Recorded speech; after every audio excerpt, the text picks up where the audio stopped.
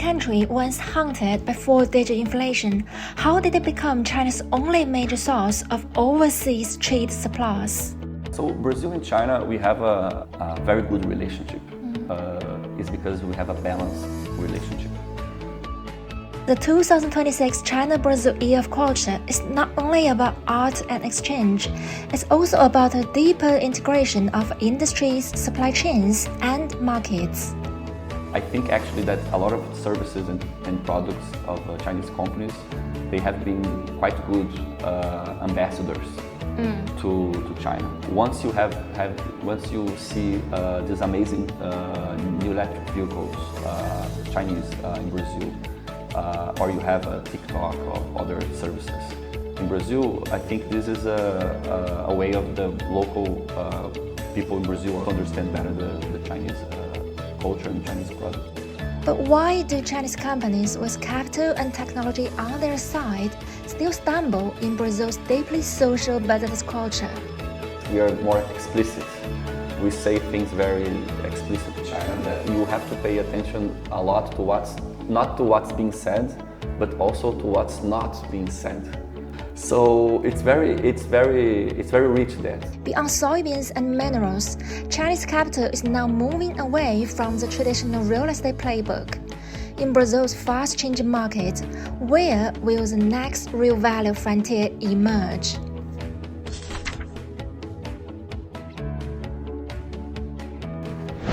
Ron, welcome to iPhone News. I know you're from royal family in Brazil, so it's my honor to have you with us. Welcome to our show. Could you please introduce yourself briefly to our Chinese audiences? Yeah, sure. Thank you very much for the invitation. It's an honor to be at Phoenix TV and to talk a little bit about Brazil and the Brazil and China relations. About the Brazil, I think it's interesting that it's a lot of Chinese are not really familiar with Brazil. That's true. They don't know about our history, and I think it's a good opportunity. You mentioned our family. One of my ancestors was the one who did the independence of Brazil. So this is 1822. So Brazil is just over 200 years old.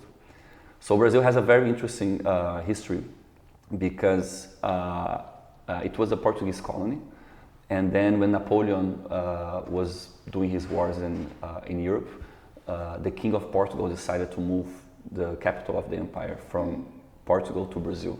So that's why everyone went to Brazil.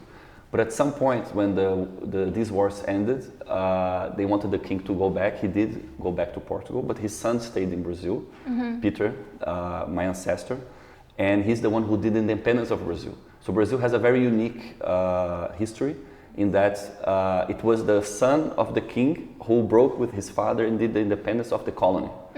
It's as if a son of the Queen Victoria went to one of the colonies and decided to make one of the colonies independent, right? So, and one of the interesting things, and this is relevant for our discussion today, is that because the independence of Brazil was done in this way, we are just one big country who speaks Portuguese. We are quite different from the rest of South America and Latin America because they're all a lot of small countries that speak Spanish. So this is very relevant today because it's much easier to do business in one large country than a lot of smaller ones. So this is the more recent history of Brazil. Another interesting thing is that we are a country of migrants, right? We are a very diverse country. As I said, we are 200 million people. And one interesting thing is that we have a lot of Asian population there. So Brazil is by far the largest Japanese population outside Japan. How much percentage? I don't know the percentage, but it's very rare to have Japanese abroad, right? And Brazil is one of the few countries that has a lot. In São Paulo, it's the most common thing to have Japanese descendants working in a company, right? And more recently, we have more Chinese migration, right? That's interesting. And how about yourself? Could you please give us some more instruction about your personal experiences? I'm from Rio de Janeiro, which is one of the most beautiful cities in the world. And at some point in my mid-20s, I moved to Asia. So I did my MBA in Singapore, and I lived a few months in Shanghai. And after that, I stayed in Singapore for a couple of years. So altogether, I lived 6 or 7 years in Asia. Wow. And yeah, so this was so that's why I really love the region, and I come every time I can. So you know us more than we know yours. And I'm also curious, like you said, Brazil is a republic, and you still have the title prince?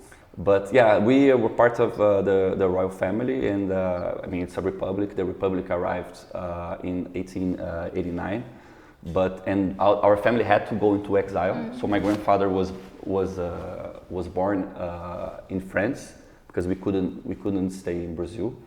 But we remained a very patriotic family. So once the exile ended, my grandfather was allowed to come back to Brazil, and the first thing he did was to enlist in the Air Force. So he served his whole life in the military, in the Air Force. So even though the political regime is different in Brazil, we are still a very patriotic family. So being a prince, what do you feel that? Well, it's hard to say. Okay, let's move to the investment because you are an investor. So we know you've lived across Asia for many years, and how do you see the Asian market today? Yeah, so we are, I'm a partner at a company called Absolute. We are the largest hedge fund in Brazil. So Brazil has a very large capital market. We can talk about this later. And you asked him about how I view the Asian region, right? So one of my job descriptions is to invest in Asia.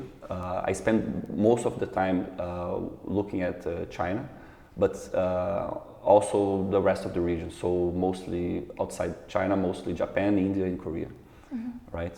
So I think that the most interesting market is China, especially on stocks. China is one of the leading places for technology. We are probably seeing a moment that the companies are going to have a higher margin, and there's a very clear view from the government here in China that they want to develop the stock market. On top of that, everyone knows that the Chinese save a lot of money, then bonds, and now it seems that they're going to put more money in the stock market, right? Less real estate and more stocks. So if all this money goes into the stock market, I'm sure it will develop very well. So on top of that, we believe as well that the Chinese renminbi will probably do quite well.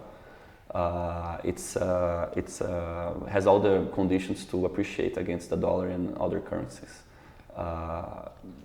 China is not expensive at all, right?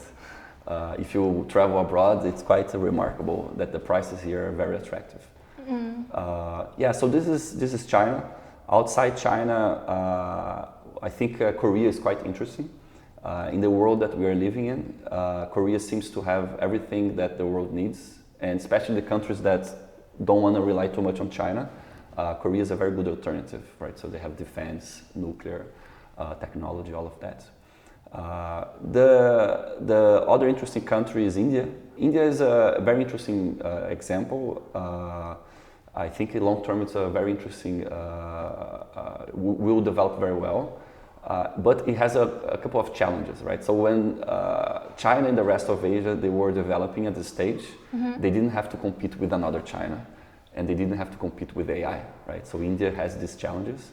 But being such a large country, I think we all would be very happy if India and the neighbors develop well, because it's, I don't know, maybe 1/4 of the global population, It's right? true. And they work very hard, so it's also a place that I think is going to do well, especially in the equity markets. Yeah, and any difference when you see Asian market compared to 6-7 years ago? Yeah, I think well, 6-7 years ago was pre-COVID, right? So I think back then. Because it's the first time you come to Asia, I think. So that's why I ask you. No, I think first time was like 10 or 15 years ago. Okay, so let's say 10 years ago. Yeah. So developed a lot. It's a huge change, right? So I remember when I first moved to China, the Chinese companies didn't have a lot of brands, right? You didn't really know Chinese brands. So now, I mean, the Chinese brands are everywhere, right? And they're very familiar and they're very good. So it's a very clear move, value up. Korea is similar, right? They was very famous for being too cyclical. Now you have very strong companies, consumer space, technological space. And India developed a lot. I mean, India, I think 10 or 15 years ago, maybe more, the GDP per capita was similar to Pakistan, and now it's much higher. So it's a very clear development in the last 15 years in Asia, and that's why it's so important for people from all over the world to come here for investments. Then what's your personal investment style in Asian market? So my personal style is I like to do very deep work to understand every culture and the way the economic and political system work. Also the way the local investors work, it's very important. And then I try to have a view which is more medium term and long term, but in the short term I need to understand what's happening. So trying to be very defensive in the short term to make sure you don't, if you're wrong, you don't lose too much. And was there ever a moment that you realized that your Brazilian thinking is totally different from Asian thinking? Yes. And this is one of the beauties of having lived in Asia. It's very rich to live in a different culture and see people just like us, everyone, doing the same things you do, but in a different way. So this is very rich because you learn that there's no single way of doing anything, right? You have various ways and all of them can work, right? So one of the things I found most interesting when I first moved to Asia, Brazilians and people in the whole Americas, I guess, we are more explicit. We say things very explicitly. And in Asia, you have to pay attention a lot to not to what's being said, but also to what's not being said, right? So you have to pay attention. And you need wisdom. Yes. So it's very rich and it makes you also think about before you say something, right? And the other thing which I find interesting still in communications is you have different ways of expressing. For example, if you are a Westerner and you are invited for a meal, you might say, "Wow, the food is delicious. I had a very good time." It's very explicit. In Asia, sometimes you don't need to say anything. You just eat everything. If you eat everything, it's very clear that you like the food, right? So gestures, they matter as much as words, right? And finally, and I think the most difficult, the most important is that a lot of people in the West, they like to see things very clear and very black and white. In Asia, it's much more common to have ambiguity, right? Things are not black and white, they change with time. Yeah. So it's also an exercise for us to learn about this different way, and both are right. There's not a best way of doing things. Yeah, that's an interesting point. Let's talk about China. We know that trade between China and Brazil has grown significantly over past decades. So what do you think the deeper reasons behind this?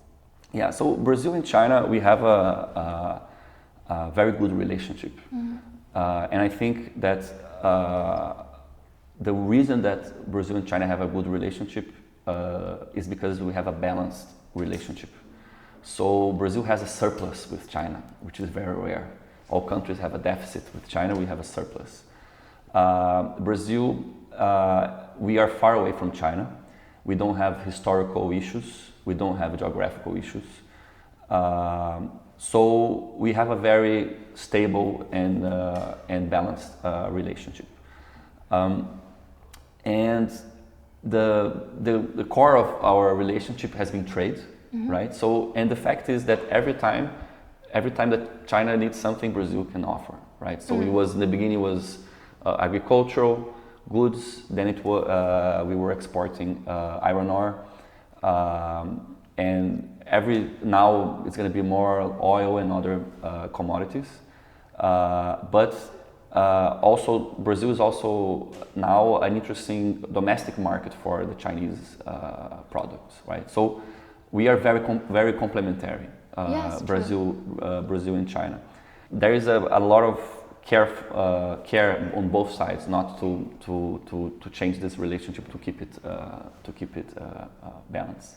So I think we are in a very good place to continue to prosper together. Yes, that's why we are here. Yes. Do you think China's manufacturing strengths and Brazil's resources can create a new model for future collaboration? Yeah, I think that as any other emerging market, Brazil has a lot of needs. We are still a country that needs a lot of development. We have a large part of the population who still needs to drastically improve their lives. And I think that a lot of our issues can be helped by Chinese investment or products. So infrastructure is one space, for example. Brazil has a very known deficit in infrastructure, and China is willing to have long-term capital to invest in infrastructure, and has the technology to do so. The other side is on the manufacturing side. So China has a lot of technology and is willing to share a good part of it. So it really can help the Brazilian companies. You have more and more Brazilian companies coming to China to learn with how the Chinese companies do their businesses. So before, the Brazil-China relationship was too much focused on commodities. And when you have commodities, you don't really need to create a relationship, because you just put the product on the boat and you send to China, right? Yeah. So now I think the relationship is becoming more interesting, deeper. So as I said, now you have people coming, like hospital operators, car businesses, consumer products. They are all coming to China, and the Chinese are coming to Brazil to learn with each other. So I think it's a new phase of development. Yes, we see many Chinese companies go to Brazil. They choose investing in Brazil. Could you give them some advice? Because we see some Chinese companies like BYD, they have faced many challenges like labor issues or cultural differences, problems. So what advice could you give them? The Chinese experience abroad, it's a trend that is just started, right? It's a very, very strong trend. It will continue to do so. So I think the issues that Chinese companies have in Brazil, and specific companies like you mentioned, it's less to do with Brazil and the specific company, and more to do with the Chinese culture of doing business regarding countries abroad, right? So, and the Chinese companies will probably have to learn what kind of practices and work abroad and what kind of practices don't work. I'm sure the Japanese, Koreans had the same stage of learning curve, right? So I don't think it's a particular issue of Brazil or China. I think it's just a big trend. And I think actually that a lot of services and products of Chinese companies, they have been quite good ambassadors to China. Yeah. Because China is far away. It takes almost one day by airplane to arrive here. And once you see these amazing new electric vehicles, Chinese in Brazil, or you have a TikTok or other services in Brazil, I think this is a way of the local people in Brazil or other countries to understand better the Chinese culture and Chinese products. So I think it's quite positive, actually, the presence. Of course, I think it's very important that China has to be mindful of its scale. Yes. Right, because China is very large. So and some of the practices that are done here in China would not be so welcomed in foreign countries.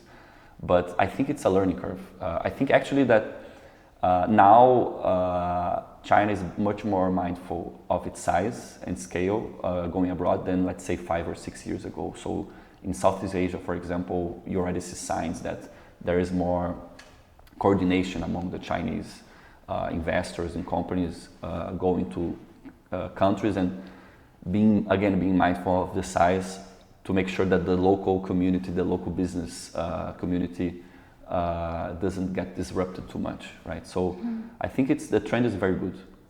Yes, we are in this learning curve, but in your perspective, which stage? Well, China, everyone compares China to America, right? America is in the global stage for 80 years since the Second World War, right? So they are doing that for 80 years. Japan, probably 50 years. So China learns very fast, but it's still in the early stage. But I think China is a very fast learner. And are there any Chinese companies in Brazil you think they've done well? Yeah, I think there are a couple of different models. Up until 10 years ago, the large presence in Brazil was of more state-owned companies in large investments, say infrastructure or acquiring large Brazilian companies. Now the trend is much more towards the private sector and smaller investment, but still large, but the private sector. So instead of having 1 or 2 big cases, you have several private sector investments. So the car industry is one example. Finance is also doing very well. And I think we're going to see more and more on the tech side, especially in the consumer markets. One of the Chinese companies is a large player in the tech sector in Brazil. And I think that and there are more coming now to compete. So I think this is going to be still the case. In terms of management, one interesting thing is that you see that what seems to work, and one of the companies that I mentioned is the case, is that you have either the local Brazilian players, management, working directly with the Chinese owners, or you have, in various cases, Chinese executives that went to Brazil and stayed. So this is quite interesting because a lot of Chinese, they move to Brazil and they really like it because we are very complementary, right? So we can talk about this later, I'm sure.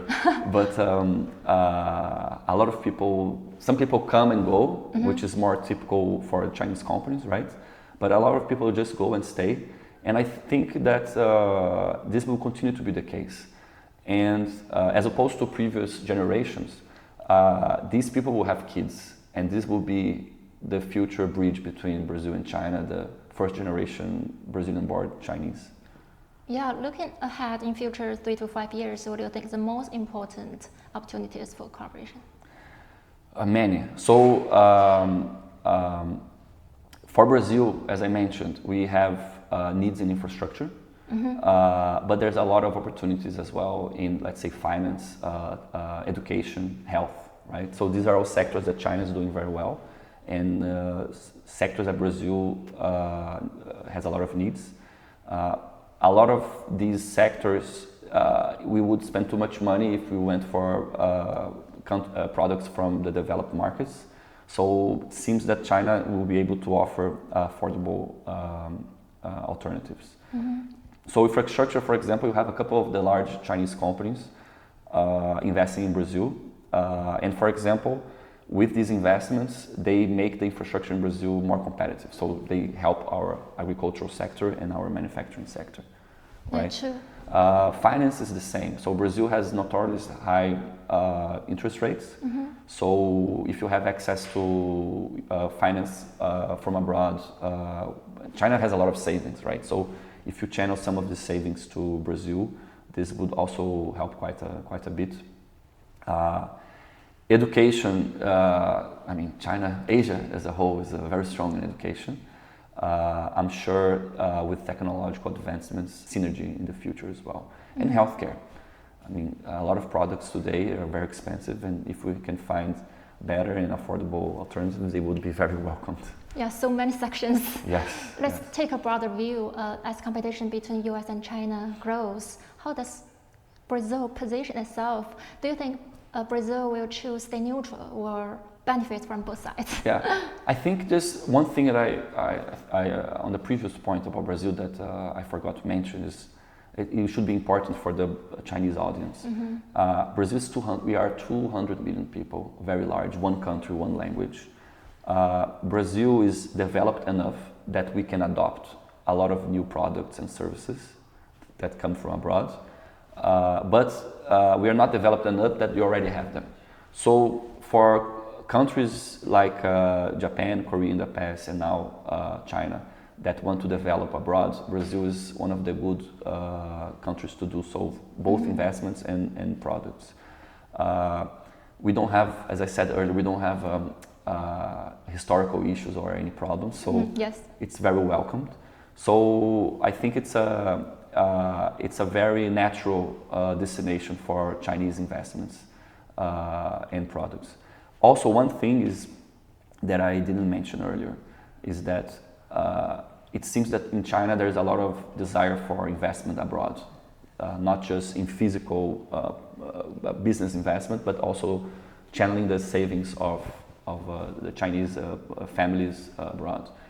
And the countries like Brazil have a need for investments, as I mentioned earlier. So I think that our capital markets can have a lot of development. So I think that also as we move into a world that geopolitically is more complicated, I think that countries like Brazil will attract more and more investment because we have a very strong historical posture of more neutral non-alignment, right? We try to be friends with everyone, right? We don't have any problems with anyone in particular. We are a very friendly nation, as people might have realized. So, but sorry, you asked me about the U.S. and China, right? So, I think the issue that Brazil faces is not different from anyone else. So, Brazil, China, and U.S. they are in a competition, right? And they are the very clear global superpowers. So the challenges that a country like Brazil faces is not different from anyone else. I like to look at China, US. It reminds me a little bit of in China people like tennis a lot now, right? Qin Wen is a big superstar, right? So I like to think of China, US like Federer and Nadal. When Federer and Nadal were playing, they were the absolute best. No one was close to them. Sometimes Federer wins a lot, sometimes Nadal wins a lot, right? So they are competing at the highest level. Everyone else has to deal with that. They have to adjust to this new level of playing, right? So this will be the reality for 20 years. These two superpowers working at a very high level. It doesn't mean that one is superior to the other. It's just two different styles, like the example that I gave in tennis, right?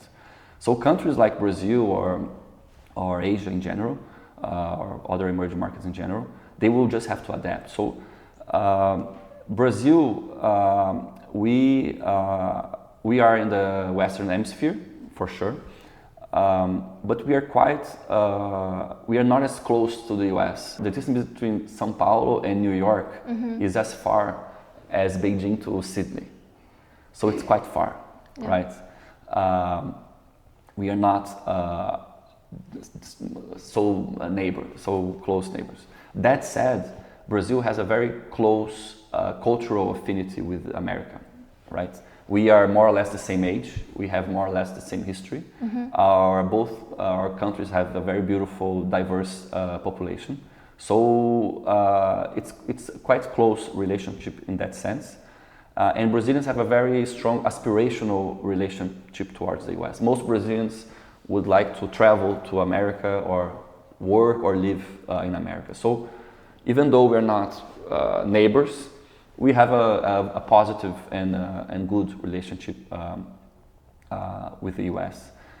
But as I said, I think we have a good distance that we can be friends with everyone. Yes. From an investment perspective, is that more of a risk or an opportunity? Both, right? So I think this rivalry environment, it's complicated. So I lived for many years in Singapore, and a lot of my views about Asia and the world were shaped by my time there. So I have a very high opinion of Singapore. So, and Lee Kuan Yew used to say that there was a saying, I think in Thailand, that when the elephants, they are too friendly, it's not good for the grass. And when the elephants, the two big elephants are fighting, is also not good for the grass. So for other countries, when the two superpowers are very close, it's a problem. And when they fight, it's also a problem, right? So, so your question is about investment or challenges, you have both. So this will be the reality. This will not change. This is the reality for our lifetime. I think that everyone is now more geopolitically aware, right? So it's wise to not do certain things and say certain things. But in the end of the day, despite geopolitical pressures or diplomatic issues, a country has a need and has a need. So if Brazil has infrastructure needs or has technological needs, we will have to fulfill them. We'll have to fill these needs, right? So if it's going to come from one country or the other, we still need to solve that problem, right? So I think this is more or less the way it's going to develop. In terms of investment, for a country like Brazil, actually the way that world is now is not so bad because everyone's investing in defense. We have a lot of commodities. Everyone is trying to find partners to diversify. We are a large partner. So I think Brazil will benefit from, at least in the 5-10 years, of this new world order. Let's talk about AI because everyone talk about AI right now. Which system between China and US do you think they has a more stronger innovation? Well, that's a hard question. I think that China and US, they have very different models. And they work very, very well. So it's like you have just two different ways of getting to the same result, right? So in terms of what these two systems produce, I think sometimes a lot of products are more expensive coming from America, and maybe they will be better for, let's say, more developed markets. And some products coming from China will be more affordable and they will probably be better for emerging markets. But also, if you do all your businesses with one and not with the other, it's not good, right? So China itself likes to have a broad supplier of commodities, a broad supplier of products, right? So in the end of the day, I think the best solution is to have a little bit of everyone, right? You don't rely too much on anyone specifically. So let's move to the cultural part. 2026 is China-Brazil Year of Culture. So what do you expect for that? So I think that when you asked me earlier about the Chinese and China and Brazil relationship, I think that the Year of the Culture is a very strong one and is very symbolic in terms of the new phase, right? So we talked about commodities, we talked about the present, like the new businesses, and I think the future is on this people-to-people issues. So I think that Brazil is very complementary to China, as I mentioned. China is now, I see, after COVID, I've been seeing a lot of changes here in China, and I see more and more. I see on Xiaohongshu or WeChat. I can see people doing more sports, traveling more, trying to enjoy a little bit more, having leisure and travel, right? So this is something Brazilians are very good at. Yeah. So I think that having exchanges in culture is very, very good. I think China can learn a lot from Brazil in these sectors. And they will also help the two countries to develop a better understanding of each other. I think one of the biggest problems that I see here in China with regards to Brazil is the lack of understanding. So but I think this is an issue that China has with a lot of countries, not just Brazil. And I think this will probably help because if you understand the other person, even if you have a problem, it's easier. So it helps keeping the relationship balanced. So this is culture. Another aspect is the exchanges between education, university, right? So Brazil, we have a need on the lower education for sure, which could be helped with technology. But I think that we are talking about now is a higher level university exchanges. So you see more and more Brazilians coming to China to do exchange programs, even getting a scholarship. So I think this new phase will be quite important for the development of the relationships. Yeah, and I believe more and more Chinese people will choose Brazil as a traveling destination. Yes. So what places would you recommend? Top 3. Hard. So I come from Rio, so it's my favorite city. As I said, I try to be diplomatic. I said it's one of the most beautiful cities in the world. It's actually the most beautiful city in the world. Rio de Janeiro is very beautiful. So you definitely have to go to Rio. Foz do Iguaçu, the Iguaçu Falls, are very popular with the Asian friends. And for sure, you have to visit the interior of the country, which the forest. So either Amazon or Pantanal. They're beautiful. And of course, the beaches in the Nordeste are amazing. But my favorite city in Brazil is the one that my father lives in, where is our family home, which is called Paraty, which is a colonial city that has a little bit of everything that Brazil has to offer the best. So we have a forest, we have a beautiful town, and we have the sea. So this is quite unique in Brazil, that you can have culture, sea and the mountains. So I think this would be my number one destination. And there is another big thing this year. The World Cup is coming soon, and China has many fans of Brazil. Are you into football? Yes, of course. Actually, when I arrived here, I was in the immigration trying to come in, and I couldn't look at my phone, but I had to see my football team playing. Yeah, football, I think it's the only big project in China that didn't do so well, right? Yeah. It's incredible. I mean, football here in China has been a focus for 15 years, and didn't have a lot of results, right? So yeah, I hope that the Chinese friends will support Brazil. What are your expectations for Brazil this year? Yeah, Brazil's not in a great phase, but you can never say no. I think we do have a chance. We have amazing players, but the problem is not so much as that we are not doing well. The problem is that the level of all the players, all the other football teams, national teams are amazing. So who's the key player to watch? Vinicius Junior in Brazil is always a star, right? But we have new names as well, so let's see. João Pedro used to play for my football team. He's amazing. He's an amazing striker. I think he can be the star for Brazil this year.